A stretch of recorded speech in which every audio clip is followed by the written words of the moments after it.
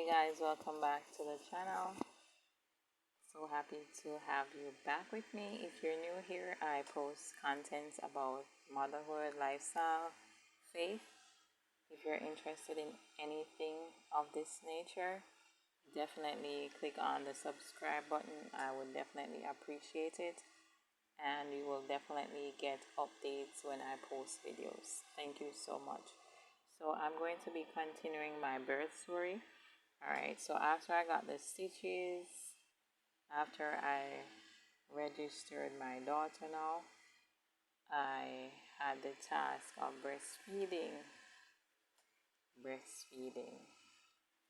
Yeah, so I realized that she was crying, she was hungry because the motherly instincts naturally kicked in now. So I realized she was crying and that meant she was hungry.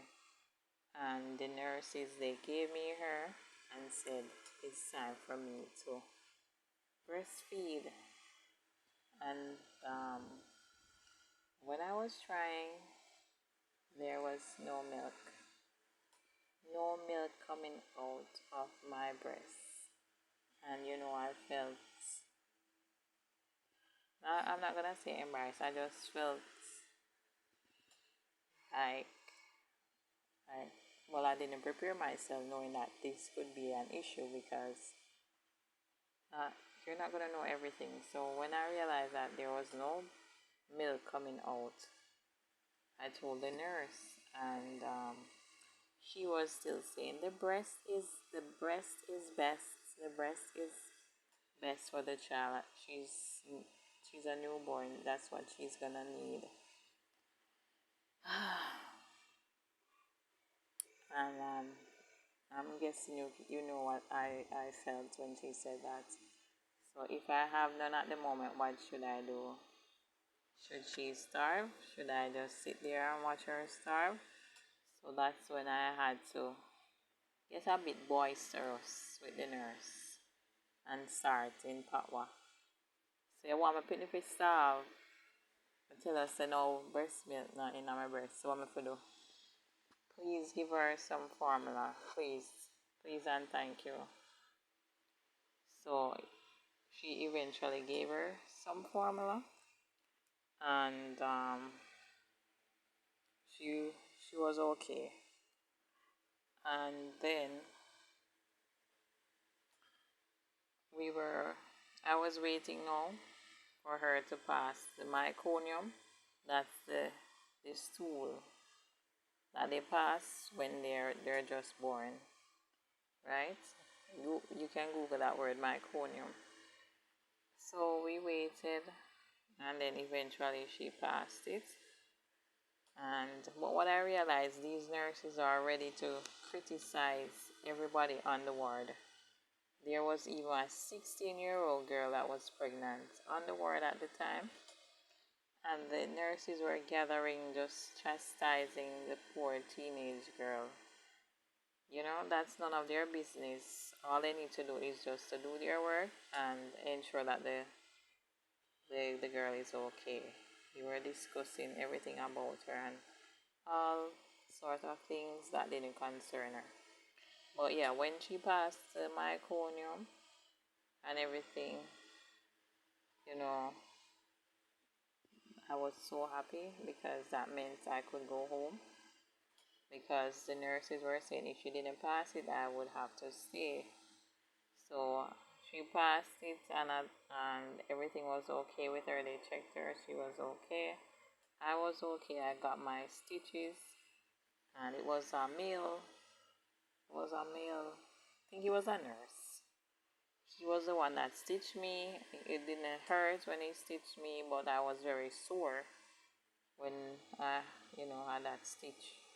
I don't think I sat down for some time normally. I didn't really know how to hold her properly as well. Everything was new to me, to be honest. Everything was new to me, but I thank God, for my mom at the time. The nurses, they didn't even impart any knowledge as well. That's something they should train them to do, impart knowledge and stuff. So when she passed the meconium, we were able to go home. So I gave birth 5:05 a.m. and left 5:30 p.m. So everything happened in the one day, and it took about. Remember, I went there around 12, after 12, 1 o'clock.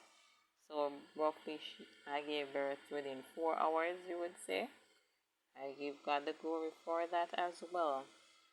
And I do recall where, you know, my strength was renewed, knowing that I wasn't fearful. I wasn't fearful in that season. Even though I wasn't saved at the time, meaning I wasn't baptized, I just knew that the Lord was with me during the process, because I went through another process before that, a very traumatizing process, so that even prepared me for her birth. So I was just thankful. I was a lot stronger after that process. So giving birth to her, I was just ready for anything that came, and it built my faith in the Lord. So I was a lot stronger. So even though I was the only one in that room with the nurse, I just knew the presence of God was with me in that room, and He gets the glory even now. He gets the glory. So just be encouraged, whether you're a new mom, the Lord is with you. He will never leave you nor forsake you, and it gives you inside knowledge about your child that no one else knows. And that's something I'm going to share in another story time with you. When you have that knowing, it gives you that knowing, that revelation knowledge that only you are going to know. So that's why they said He gives us each child, He gives it specially to the mother, specifically to that mother. Nobody else is going to know about that child, only the mother. So that's why this journey called motherhood, it's not to be taken lightly. It's not to be taken lightly. And it's a role that He's given us. So the child could even be an adult, and you're the parent. It's still your responsibility to ensure that the child is walking in line and in the right path.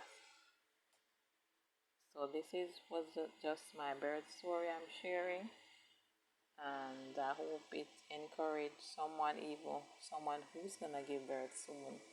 Just zone out all the negatives,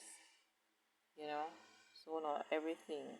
Every birth is different, but one thing is for certain: the Lord is in it. The Lord is in it. He will send angels to encamp around you. So if you're a new mom watching, about to give birth soon, just know that the Lord is with you. He's going to be there with you during that delivery process. So just pray, trust Him, knowing that His presence is going to be there with you. And you can do this. You can do all things through Christ who gives you strength. So I thank you so much for watching the video. Thanks for coming on. And thanks you for coming on every week for those returnees. I do appreciate it.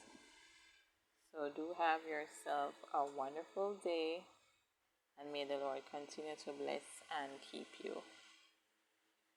Bye for now. Thank you.